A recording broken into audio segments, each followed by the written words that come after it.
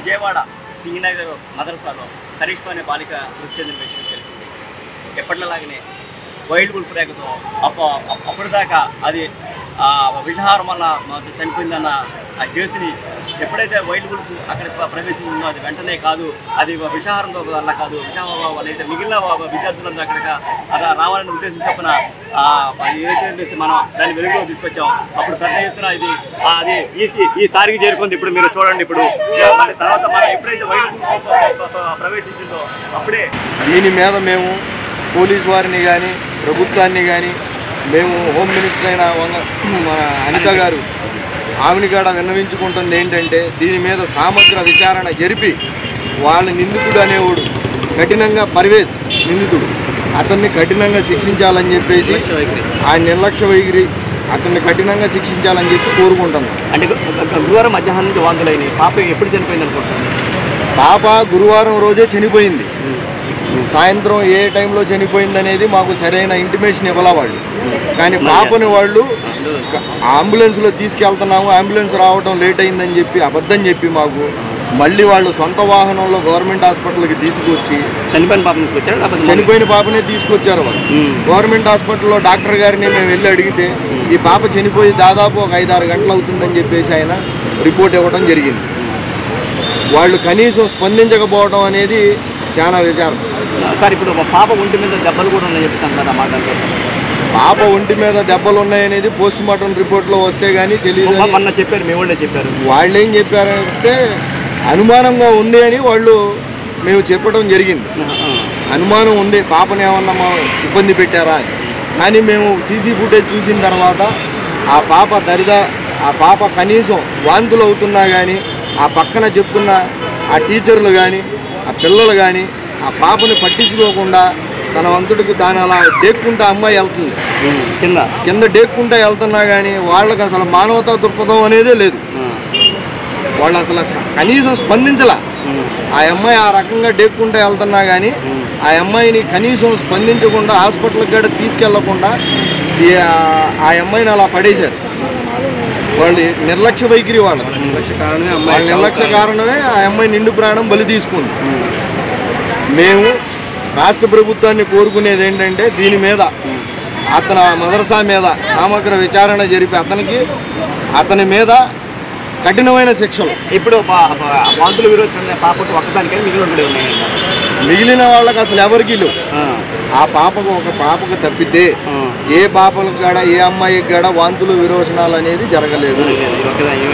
మేము ఒక్కదానికి ఆయనకున్న పెద్దల అండదండలతో ఆయన ఈ కేసుని తొక్కి పెడదామని చెప్పేసి జరిగి 4-5 రోజులు అవుతున్నా కానీ అతని మీద విచారణ లేదు. అతన్ని పోలీసు వారు కూడా అరెస్ట్ చేయలేదు. అతని మీద ఎటువంటి చర్యలు మేము తీసుకోవాలని చెప్పి కోరుకుంటున్నాం. మదర్సా నిర్వాహకులు అసలు ఎలా మెయింటైన్ చేస్తున్నారు, దానికి పర్మిషన్లు ఏమున్నాయి ఏంటి అనేది లేదు. అందులో కనీసం ఒక మెడికల్ స్టాఫ్ కానీ ఒక నర్స్ కానీ ఒక మెడికల్ మనకి సహజంగా మనం ఎమర్జెన్సీకి ఏమైనా మెడిసిన్ చేసుకున్నాం కానీ కనీసం ఏమీ లేకుండా కూడా సౌకర్యాలు లేకుండా కూడా మదర్సా నడుపుతున్నారు. దీని మీద మన రాష్ట్ర ప్రభుత్వం తగిన చర్యలు తీసుకొని దీని మీద కొంచెం శ్రద్ధ పెట్టి మనకి మాకు జరిగిన నష్టాన్ని మరి ఇంకొకరికి ఎవరికి జరగకుండా రాష్ట్ర వ్యాప్తంగా దీని గురించి ఆలోచిస్తే బాగుంటుంది అనేది మా ఉద్దేశం. మీ పేరు? నా పేరు అలీ అండి. ఈ బాబు బంగారం, అలాంటి చిన్న వయసులో ఉన్నటువంటి బంగారమైనటువంటి బాబుని వీళ్ళు బలి తీసుకున్నారు. ఈ రకంగా మదర్సాల నిర్వాహకం ఉంటే ఏ విధంగా మేము వాళ్ళని నమ్మాలి, వాళ్ళ మదర్సాల వ్యవహారాలపై ఏ విధంగా చట్టం చేయాలి.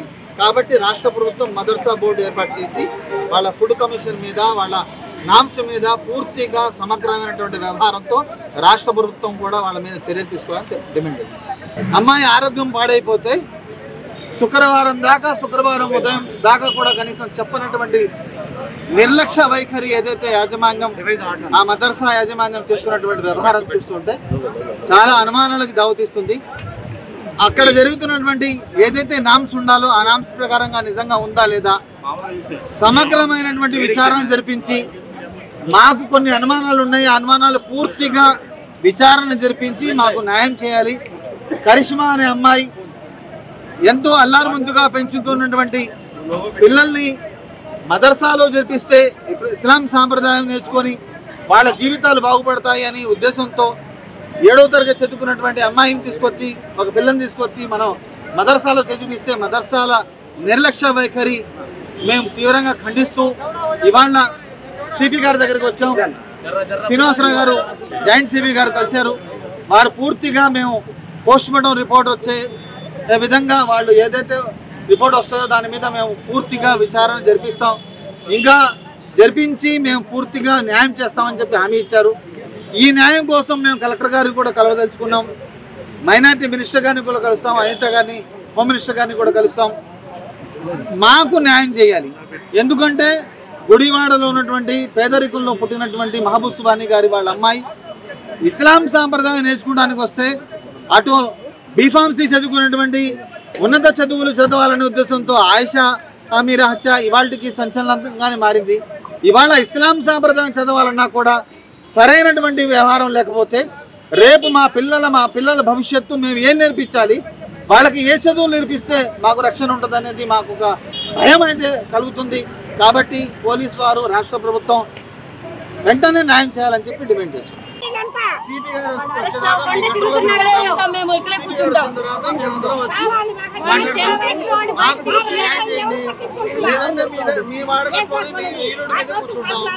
మాకు న్యాయం చేయాలి. మేము అప్పుడు వెళ్తామండి. మేము మా రెడ్డి పరిస్థితుల్లో న్యాయం చేయాలి. చేయకపోతే మేము ఇక్కడే రోడ్డు మీద కూర్చుంటాం.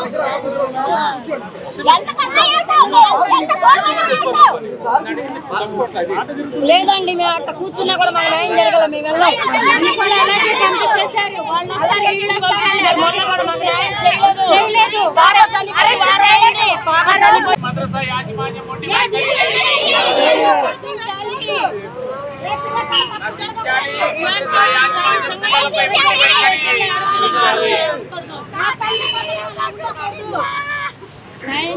మాకు.